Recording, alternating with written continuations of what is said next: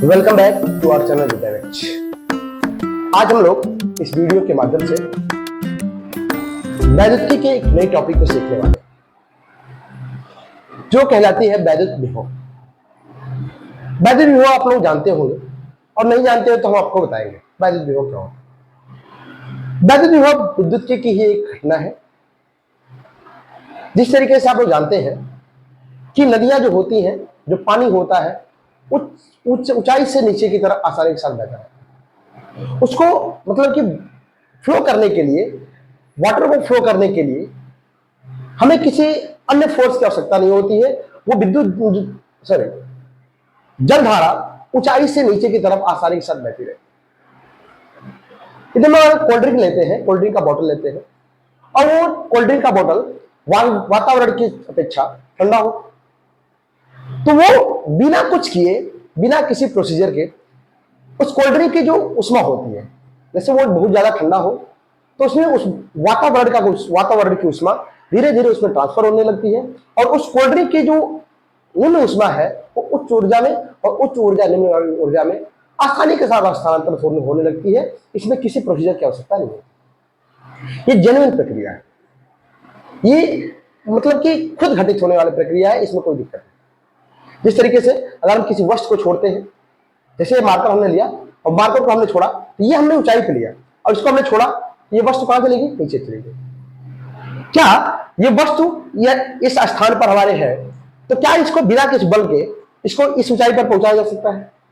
नहीं हो सकता। ये प्रक्रिया संभव नहीं है कि कोई वस्तु अगर निचले स्तर पर स्थित हो तो उसे बिना किसी बल के ऊंचाई पर पहुंचाया जाए। लेकिन अगर कोई वस्तु ऊंचाई पर स्थित है तो उसे बिना किसी बल के द्वारा नीचे हम ला सकते हैं। ये एक प्राकृतिक प्रक्रिया है। जिस तरीके से नदियां पहाड़ों से निकलती हैं, ऊंचाइयों से निकलती हैं और मैदानी भागों में बहुत एक साथ फैलती हैं और अंततः जाकर समुद्र से मिल जाती हैं, उसी प्रकार से हम लोग वैद्युत विभव देखेंगे। आज के समय में विद्युत धारा आम जीवन के लिए एक बहुत ही मुख्य भूमिका निभाती है। विद्युत धारा इतनी इंपॉर्टेंट है जिससे हमारी जिंदगी चारों तरफ से बनी हुई है। मोबाइल फोन इलेक्ट्रिक करंट की घटना है, फैन इलेक्ट्रिक करंट की घटना है, बल्ब इलेक्ट्रिक करंट की घटना है। मतलब अगर हम कोई भी इलेक्ट्रिक डिवाइस यूज कर रहे हैं, अगर हम कोई भी इलेक्ट्रॉनिक्स डिवाइस जो हम अभी ने बताया अगर यूज कर रहे हैं तो उसमें विद्युत का बहुत बड़ा योगदान है।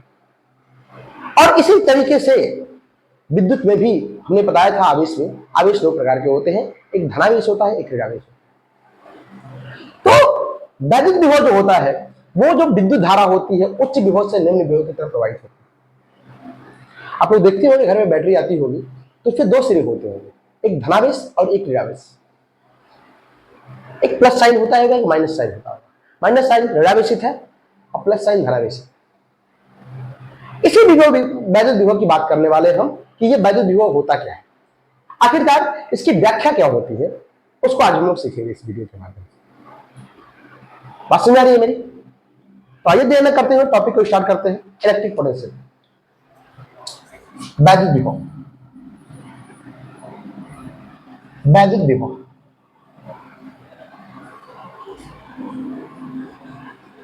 इलेक्ट्रिक पोटेंशियल, वैद्युत विभव की बात करें। वैद्युत विभव क्या होता है? हम लोग जानते हैं आवेश के बारे में। देखिए एक एग्जांपल से समझते हैं हम लोग। मान लेते हैं कि ये हमारा कोई आवेश है और इसका वैद्युत क्षेत्र यहां तक फैला हुआ है।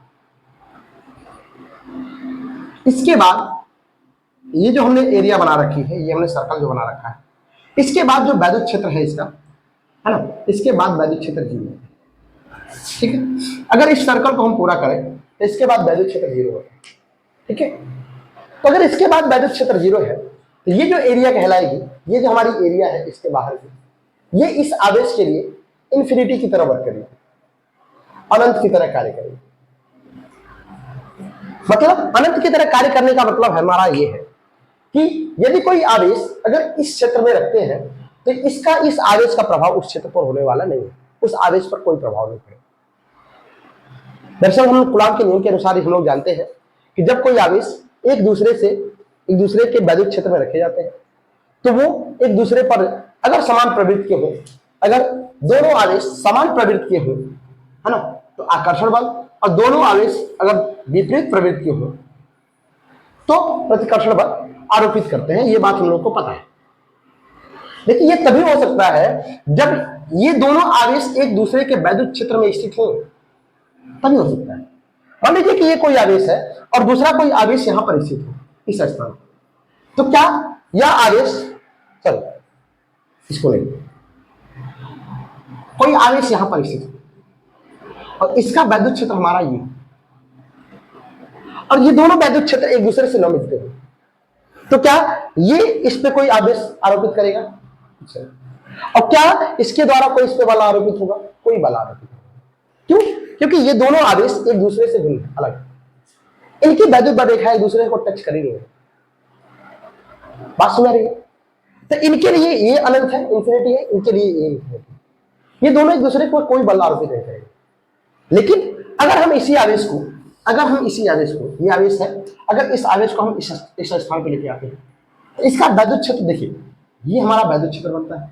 अब इस जगह पे आप देखोगे तो इसके वैद्युत क्षेत्र में ये भी आ रहा है, इसके वैद्युत क्षेत्र में ये भी आ रहा है। अब ये धनावेश है, ये एक दूसरे को आकर्षित कर सकते हैं, प्रतिकर्षित कर सकते हैं। अगर इसको ऋणावेश ले लें तो ये आकर्षित करेगा, ये घटना बनेगी इनके बीच।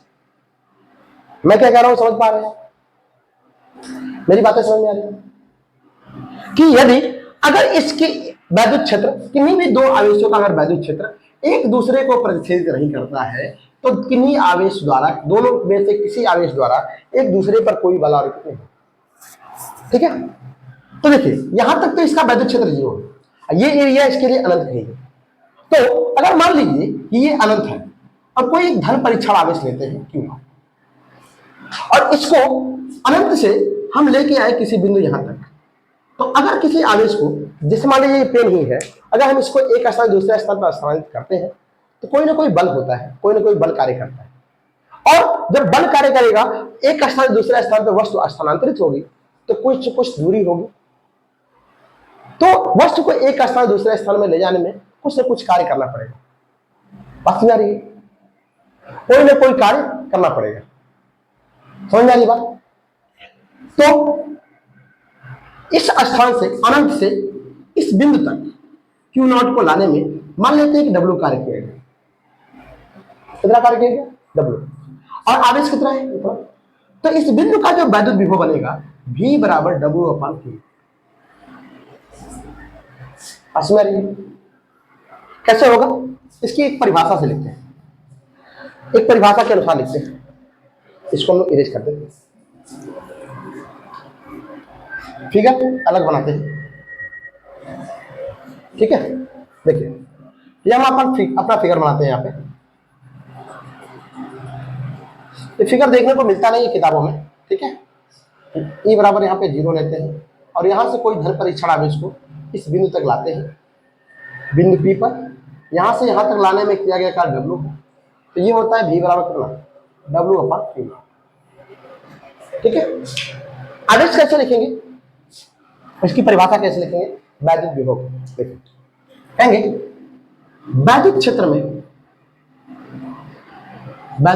में किसी बिंदु पर वैद्युत विभव, किसी बिंदु पर वैद्युत विभव, देखो वैद्युत क्षेत्र में किसी बिंदु पर वैद्युत विभव, कोई भी पॉइंट ले सकते हैं किसी भी बिंदु पर, है ना, आवेश कहीं पे भी ला सकते हैं। तब मैं कह लिया कि P बिंदु पर लिखे। ठीक है, वैद्युत विभव, किसी बिंदु पर वैद्युत विभव अनंत से किसी धन परीक्षण आवेश को लाने में किए गए कार्य, धन परीक्षण आवेश, यहां पे हम लिखेंगे Q0, यहां पे लिखेंगे Q0 को लाने में किए गए कार्य किए गए कार्य तथा धन परीक्षण आवेश, किए गए कार्य, यहां पर लिखिए कार्य कितना हो जाएगा W, तथा धन परीक्षण आवेश, परीक्षण आवेश Q0 के अनुपात के बराबर होता है, बराबर होता है। अभी हमने क्या कहा कि यहां से देखिए जो धन परीक्षण आवेश लेंगे, यहां से इस बिंदु तक लाने में जितना कार्य किया जाएगा उस कार्य तथा इस धन परीक्षण आवेश का अनुपात इस बिंदु पर विभव कहलाएगा। अगर मान लीजिए कि इसी आवेश को हम यहां पे ना लाकर के यहां पे लाते, तो यहां से यहां तक लाने में किया गया कार्य ज्यादा होगा इसके अपेक्षा, तो यहां पर विभव ज्यादा हो जाएगा। यहां से यहां पे लेके आएंगे तो यहां भी विभव ज्यादा होगा। तो मतलब जितना कार्य किया जाएगा उस कार्य का जो अनुपात होगा, कार्य और धन परीक्षण आवेश का अनुपात, वही वैद्युत विभव कहा जाएगा। ठीक है, तो कहेंगे इसे V से प्रदर्शित करते हैं, V से प्रदर्शित करते हैं। किससे प्रदर्शित करते हैं? V से प्रदर्शित करते हैं। ठीक है, कहेंगे वैद्युत विभव, वैद्युत विभव V बराबर W/Q। ठीक है, कहेंगे यदि एकांक धन परीक्षण आवेश, परीक्षण आवेश को अनंत से वैद्युत क्षेत्र में लाने में किया गया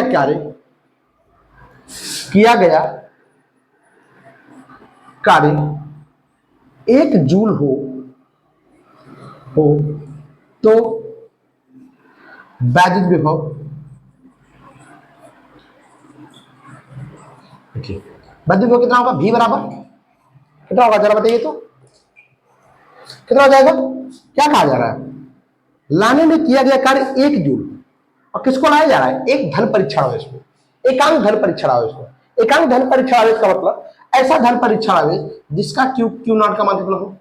1 कूलम, और W का मान कितना दिया गया है? 1। तो 1 coulomb, sorry 1 joule upon 1 coulomb कितना हो गया? 1 वोल्ट। बना कि नहीं बना? तो देखिए यहां से वैद्युत विभव का मात्रक भी लिख सकते हैं,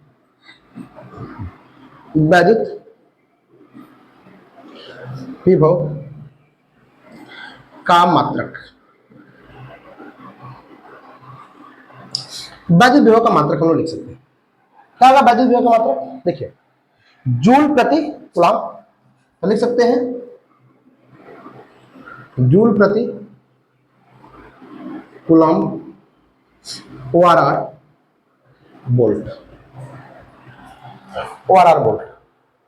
बात समझ आ रही है मैं क्या कह रहा हूं? वैद्युत विभव समझ में आ रहा है? किसी धन परीक्षण आवेश को अनंत से, जो इस आवेश से पहुंच से बाहर क्षेत्र हो, वहां से अगर कोई आवेश इस वैद्युत क्षेत्र में किसी बिंदु तक लाया जाता है, ये हमारा वैद्युत क्षेत्र है, किसी बिंदु तक लाया जाता है और लाने में जितना क्या किया जाएगा कार्य और धन परीक्षण आवेश जो मान होगा उसका जो अनुपात होगा वही हमारा वैद्युत विभव कहलाएगा, W/Q। ठीक है, V बराबर W/Q। ये बनता है वैद्युत विभव का मात्रक, सॉरी सूत्र, और यहां पे बनेगा फर्स्ट इसका मात्रक V बराबर जूल बट्टे में कूलम या वोल्ट। वैद्युत विभव का मात्रक होता है जूल प्रति कूलम। बात समझ आ रही है? बोलिए, कोई डाउट है? गर्मी बहुत ज्यादा है यार, बता दें इसको। चलिए आगे चलते हैं, आगे देखेंगे वैद्युत विभव का मात्रक तो हो गया, अब हम लोग देखेंगे वैद्युत विभव की विमा, वैद्युत विभव की विमा, वैद्युत विभव की विमा।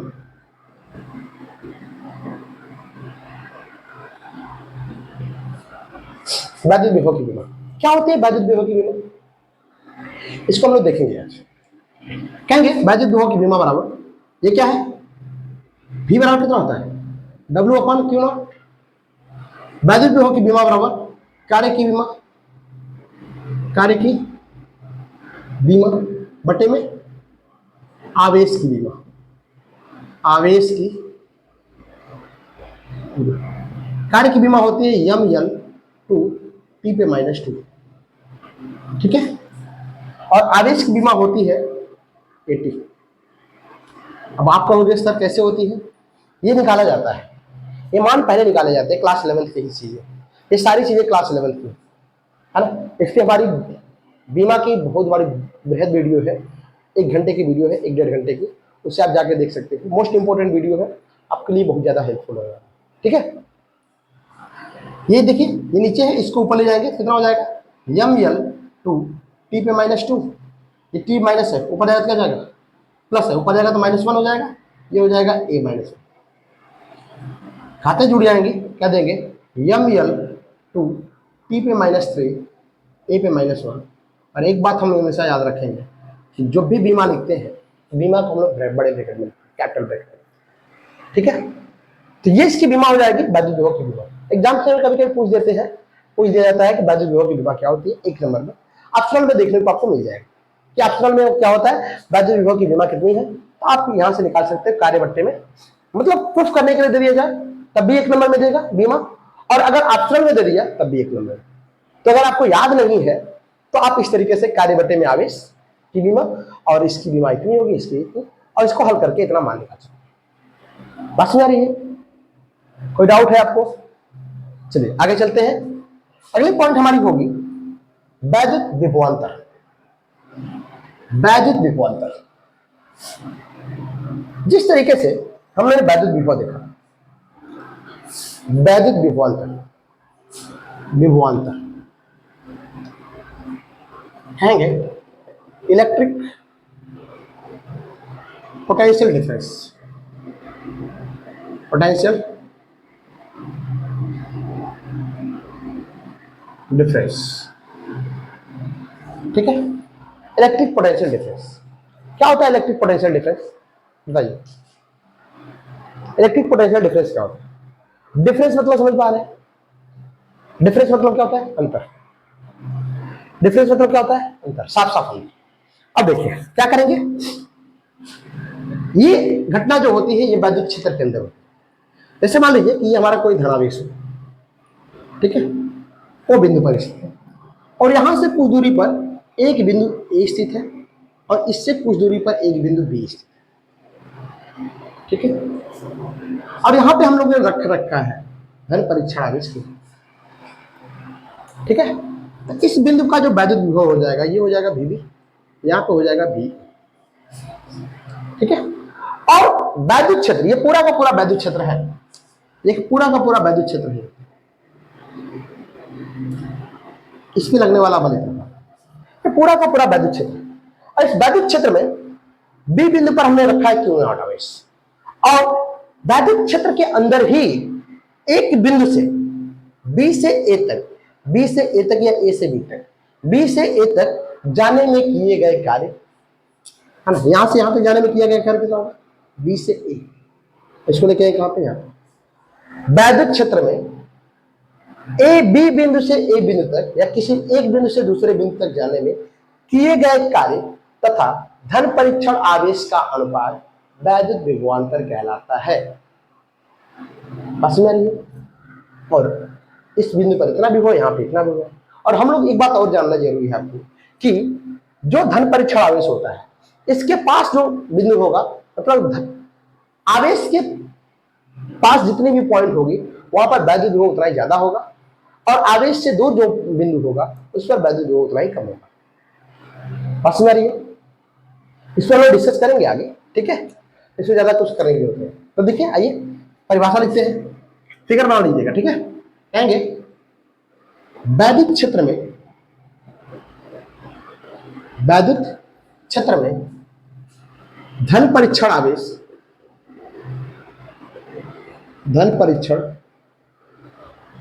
आवेश Q नॉट क्यू नॉट को, ठीक है, क्यू नॉट को एक बिंदु से दूसरे बिंदु तक, एक बिंदु से दूसरे बिंदु तक ले जाने में किए गए कार्य तथा धन परीक्षण आवेश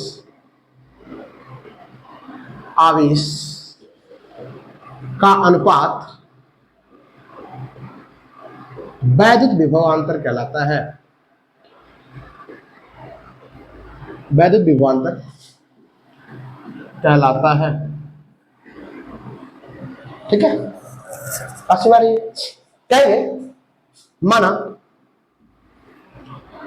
प्लस क्यू आवेश के वैद्युत क्षेत्र में ए तथा बी बिंदु स्थित है,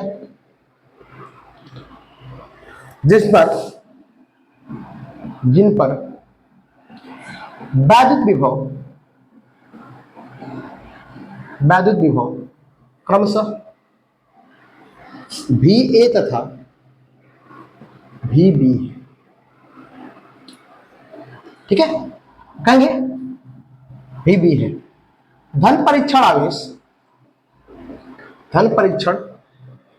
आवेश क्यू नॉट, किसको, क्यू नॉट है ना, क्यू नॉट को बी से ए बिंदु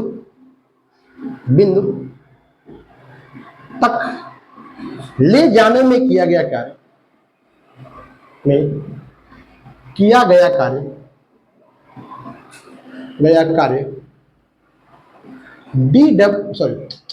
डब्ल्यू बी ए हो।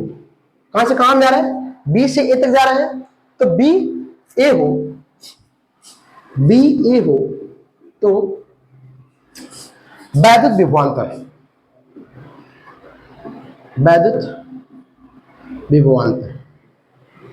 कितना हो जाएगा, भी ए माइनस वी बी, भी ए माइनस वी बी, ये विभव ज्यादा होगा, ये विभव क्या होगा, कम होगा, बराबर डब्ल्यू बी ए अपान कितना, क्यू नॉट,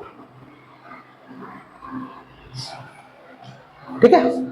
अब देखिए, अच्छा इसका मात्रक क्या हो जाएगा बता सकते हैं, ये कार्य है, ये आवेश है, तो कार्य और आवेश वही है, चीजें तो वही बन रही है भाई। भी बराबर कितना, डब्ल्यू अपान क्यू, यही तो हो रहा है, वही चीज है, सिर्फ पोटेंशियल डिफरेंस है दो बिंदुओं के बीच में। मान लेते हैं कि यहाँ पे विभव कितना है, विभवांतर अगर हमारा मान ले कि यहाँ पे डी भी हो, तो ये भी तो विभव हो गया, तो कह सकते हैं वैद्युत विभवांतर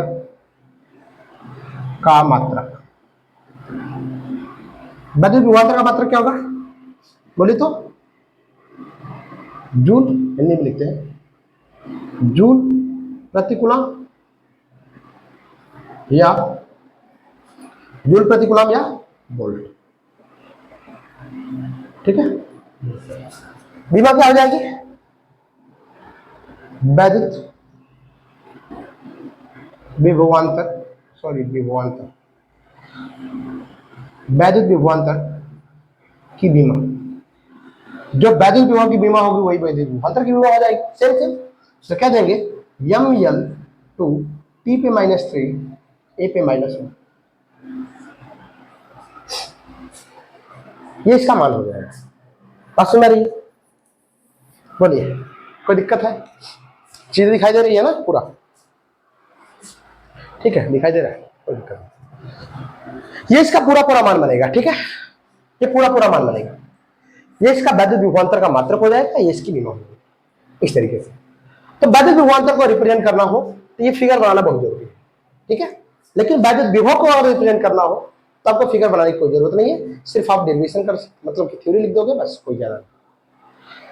चीजें समझ में आ रही है, कोई दिक्कत है इसमें? चलिए आइए देखते हैं पृथ्वी के बारे में क्या घटना घटती है, उसके बाद फिर आगे चलते हैं। ठीक है। हम लोग जानते हैं एक बहुत बड़ा बड़ा मिथ है। कोई कहता है वैद्युत विभव पृथ्वी का वैद्युत विभव धनात्मक है, कोई कहता है पृथ्वी का वैद्युत विभव ऋणात्मक है, कोई कहता है पृथ्वी का वैद्युत विभव शून्य है। पृथ्वी का वैद्युत विभव कितना है ये हमें ज्ञात करना है, v का मान कितना है, पॉजिटिव है, नेगेटिव है या जीरो है, धनावेशित है, ऋणावेशित है या शून्य। तो ये तीनों बातों पे हम लोग चर्चा करेंगे आज। सबसे पहली पॉइंट आप जरा देखिए, आप गौर करेंगे एक बात है कि पृथ्वी की आवेश धारिता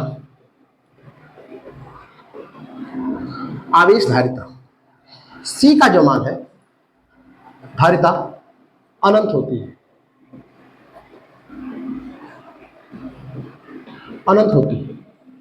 मतलब हमारी जो पृथ्वी है ये अनंत आवेशों को धारण कर सकती है।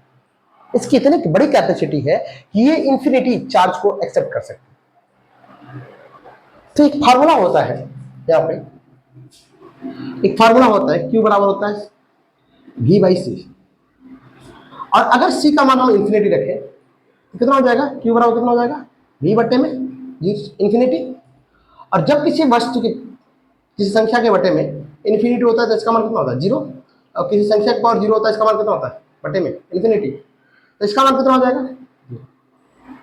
तो एज ए मैथमेटिकली फिजिक्स के अकॉर्डिंग हम लोग बिना किसी मिथ को मानते हुए सबसे पहली घटना तो ये प्रूफ करेंगे कि पृथ्वी की जो धारिता होती है, पृथ्वी का जो पूर्ण आवेश होता है वो कितना होता है, शून्य।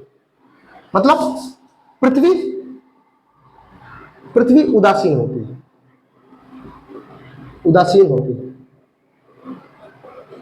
ठीक है।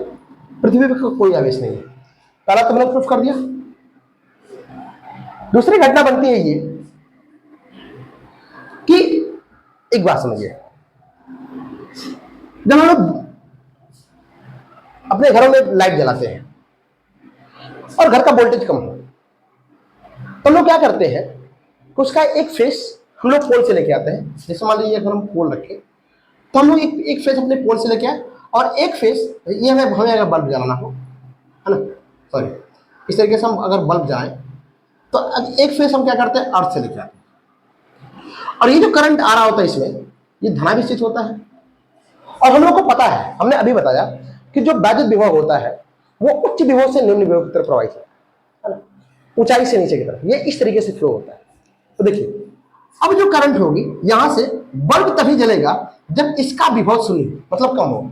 किसकी अपेक्षा, इसकी अपेक्षा जब इसका विभव कम होगा तो हम कह सकते हैं कि ये क्या हुआ, इसकी अपेक्षा इसका विभव कम हो, इसकी अपेक्षा इसका विभव क्या हो, कम हो, तो वैद्युत विभव परिवर्तित होगा। तो कहा जाता है अगर मान लीजिए कि इसका विभव 2 वोल्ट भी, मान लेते हैं कि 2 वोल्ट है, एज्यूम कर लेते हैं तो 2 वोल्ट है, तो इसका विभव कितना है, V बराबर 0। तो एक बात बताइए कि क्या यहां से करंट, ये तो 2 विभव है और ये कितना है 0, तो क्या ये विभव यहां से इधर की तरफ बढ़ेगा कि नहीं बढ़ेगा। अभी हमने बताया कि चाहे ऊंचाई कुछ भी हो, पानी का फ्लो तो ऊंचे से नीचे की तरफ होगा, तो यहां पर विभव उच्च है, यहां पर विभव निम्न है, तो यहां से इधर विभव परिवर्तित होगा, मतलब कि करंट यहां से यहां पर ट्रांसफर होगी, उच्च विभव से निम्न विभव। लेकिन इसका मतलब ऐसा कुछ नहीं है कि हमारी पृथ्वी ऋणावेशित होती है। बड़े लोगों का मानना है, हमारा गूगल भी कभी कभी दिखाता है कि पृथ्वी का जो भूत प्रॉपर्टी है, पृथ्वी का जो ऊपरी हिस्सा है वो ऋणावेशित है, लेकिन ऐसा कुछ होता नहीं। पास में आ रही है, तो हमने प्रूफ कर दिया। देखिए भौतिक विज्ञान के अंतर्गत सारी चीजें प्रूफ के अकॉर्डिंग होती है, तो ये प्रूफ हो गया कि इसका विभव शून्य होता है। जब शून्य हो गया ये तो प्रूफ है, तब शून्य होगा तो न ऋणावेशित होगा न धनावेशित होगा। और अभी हमने बता दिया कि अगर हम करंट कोई भी लेके आते हैं, 220 वोल्ट 240 वोल्ट कोई भी करंट लेके आते हैं पोल से, वो धनावेशित होता है, और उसको जब हम अर्थ से कनेक्ट करते हैं तो वो उच्च विभव होता है, हमारी पृथ्वी का विभव शून्य है, तो उच्च विभव से निम्न विभव की तरफ वैद्युत धारा प्रवाहित होती है, अब विभव का फ्लक्चुएशन होता रहता है बस, और हमारे बल्ब या अन्य डिवाइस जो भी है चलते रहते हैं। ठीक है, इसमें कोई ज्यादा घबराने वाली बात नहीं। बात समझ आ रही है मैं क्या कह रहा हूं? चलिए आगे देखते हैं, इसी से रिलेटेड एक सवाल देख लेते हैं। ये बड़ी मोस्ट इंपॉर्टेंट घटना थी जिसको मैंने आपसे डिस्कस किया। ठीक है, तो अगर आपके मन में भी डाउट हो तो आप भी गूगल कर सकते हो। अब गूगल पे यही बताएगा कि पृथ्वी की जो भूपर्पटी है वो रेडावेशित होती है, लेकिन ऐसा होता नहीं। ठीक है, एज ए मैथमेटिक्स हमने प्रूफ कर दिया। तो चलिए वैद्युत विभव से एक क्वेश्चन लेते हैं, फिर विभवांतर से एक क्वेश्चन लेंगे, फिर इसके बाद आगे बढ़ेंगे। एग्जाम्पल लेंगे, उदाहरण।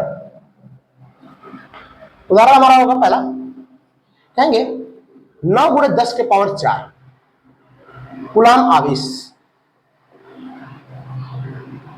आवेश को अनंत से किसी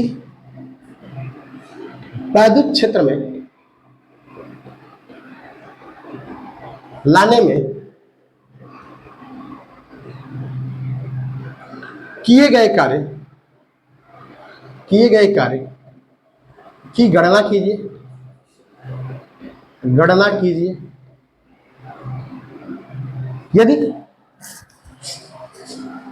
यदि उस बिंदु का विभव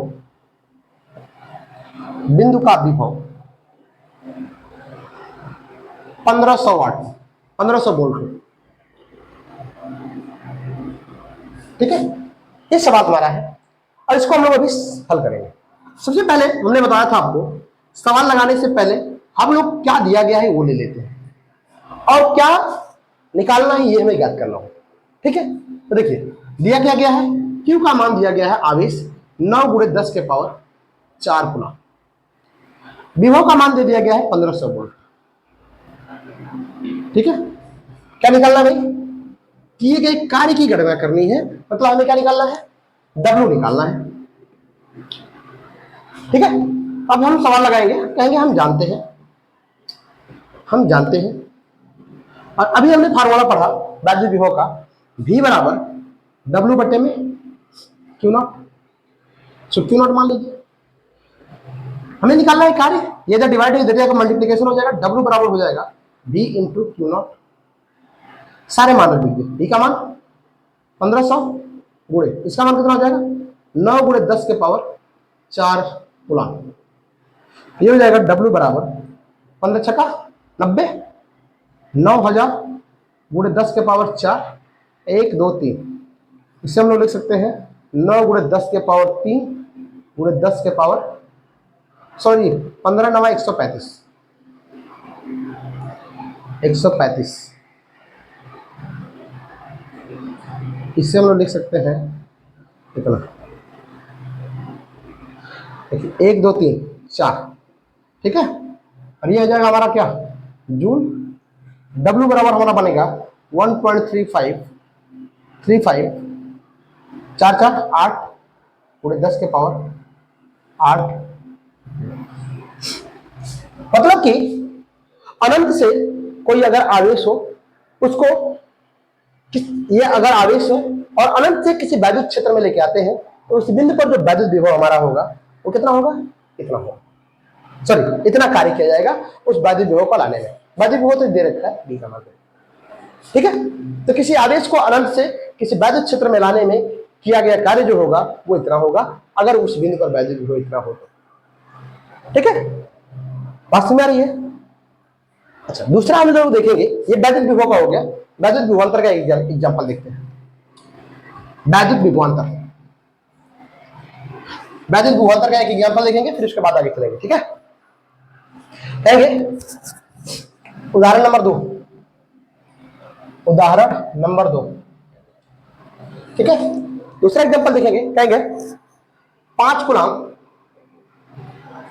कूलाम आवेश को 5 कूलाम आवेश को किसी वैद्युत क्षेत्र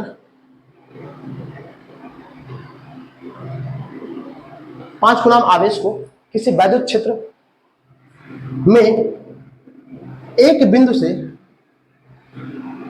से दूसरे बिंदु तक ले जाने में किया गया कार्य 50 जूल है। यदि प्रथम बिंदु पर वैद्युत विभव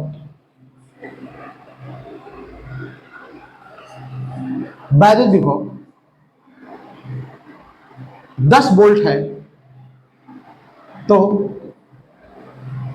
द्वितीय बिंदु का वैद्युत विभव ज्ञात कीजिए।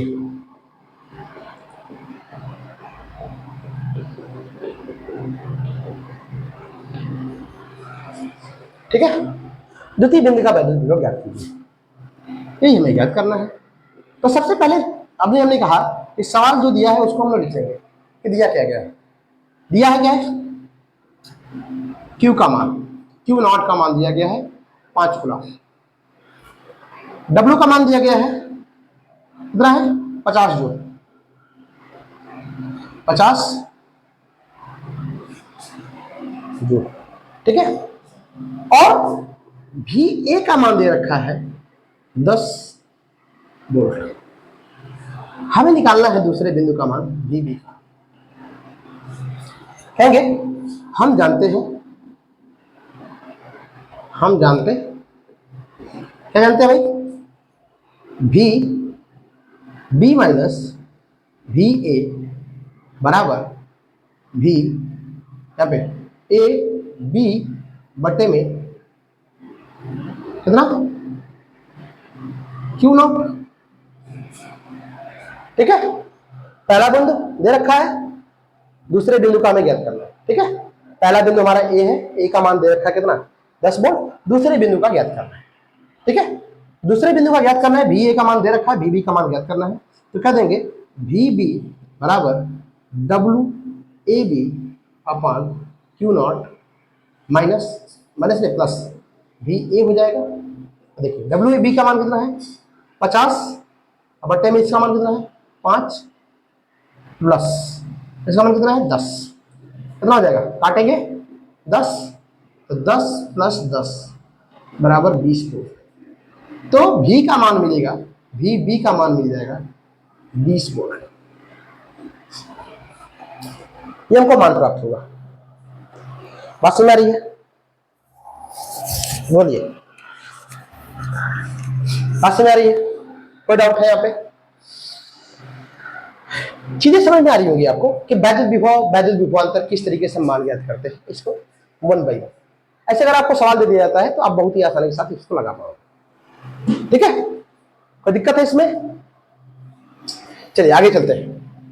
अगली टॉपिक हमारी होगी समविभव पृष्ठ। समविभव पृष्ठ बहुत ही इजी टॉपिक है ये, समविभव पृष्ठ। ठीक है, समविभव पृष्ठ, इक्वेटोरियल सरफेस, इक्वेटोरियल सरफेस ये है। क्या होता है इक्वेटोरियल सरफेस? किसी वैद्युत क्षेत्र का ऐसा सरफेस, ऐसा पृष्ठ, किसी वैद्युत क्षेत्र में ऐसा पृष्ठ जिस पर वैद्युत क्षेत्र तो हो अलग बात है, लेकिन उस पृष्ठ पर जो वैद्युत विभव हो प्रत्येक स्थानों पर क्या हो, समान हो, एक हो, परिवर्तित ना हो, ऐसा पृष्ठ समविभव पृष्ठ कहलाता है। किसके अंदर? वैद्युत क्षेत्र के अंदर। ठीक है, तो ये देखते हैं, देखिएगा थ्योरी इसकी। कहेंगे समविभव पृष्ठ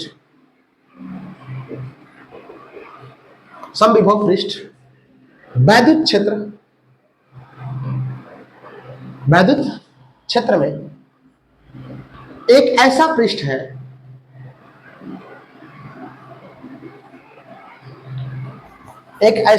है जिसके प्रत्येक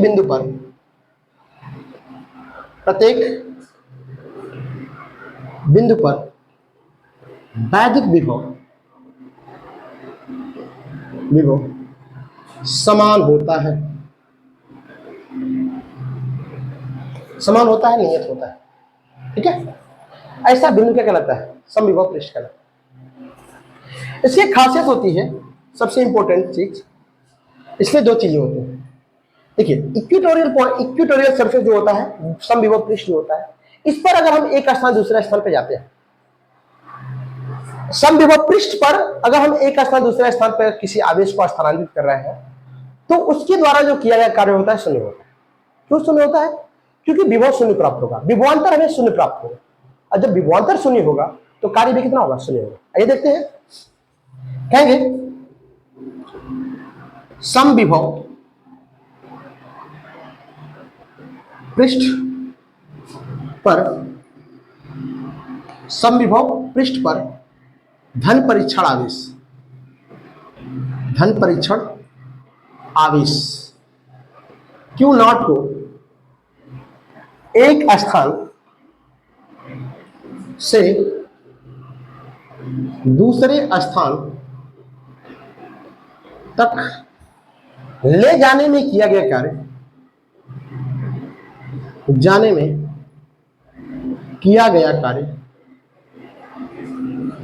शून्य होता है, क्योंकि विभवांतर शून्य प्राप्त होता है।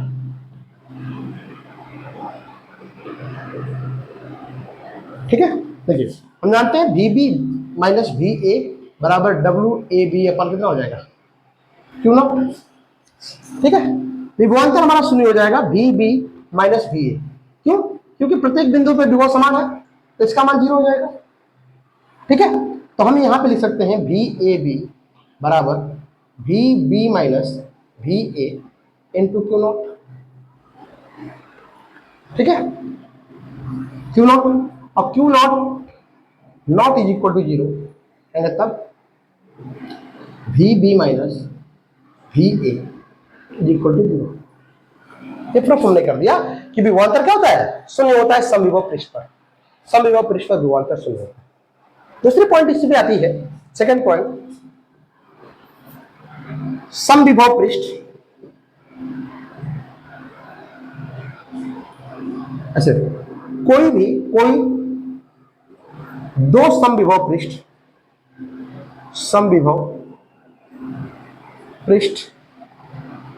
एक दूसरे को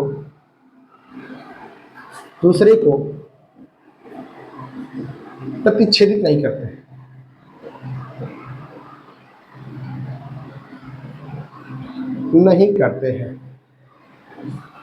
कभी एक दूसरे को प्रतिच्छेदित नहीं करते। सबसे इंपॉर्टेंट पॉइंट है, ये दोनों पॉइंट इंपॉर्टेंट है।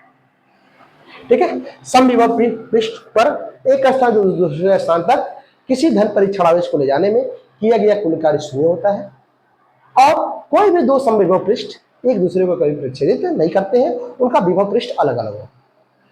ठीक है, बातें समझ में आ रही है? कोई डाउट है यहाँ पर? तो विभव पृष्ठ कई प्रकार के होते हैं, हम लोग सिर्फ एक पढ़ेंगे इसमें, है ना, एक समान विभव पृष्ठ।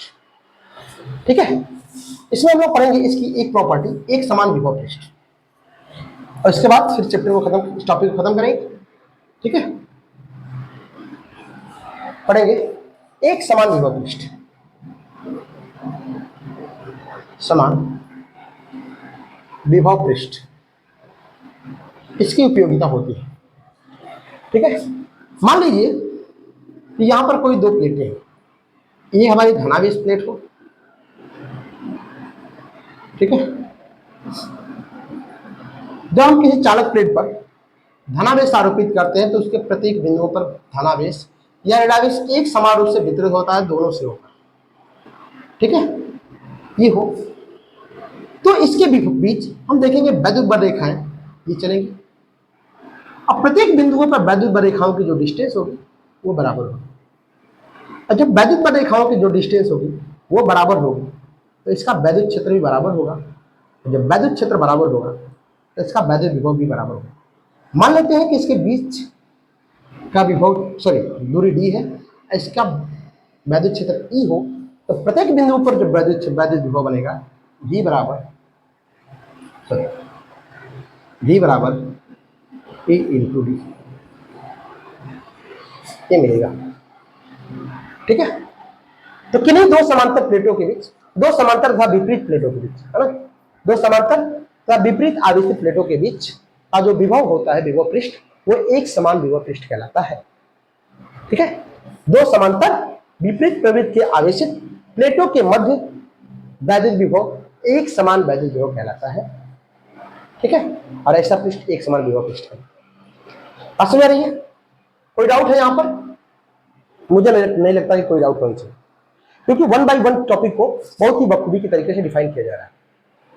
ठीक है, तो चलिए देखते हैं, अगली वीडियो में मिलते हैं विभव प्रवणता और वैद्युत क्षेत्र की तीव्रता में संबंध को लेकर के। तब तक के लिए देखते रहिए विद्या वृक्ष। थैंक्स फॉर वॉचिंग विद्या वृक्ष।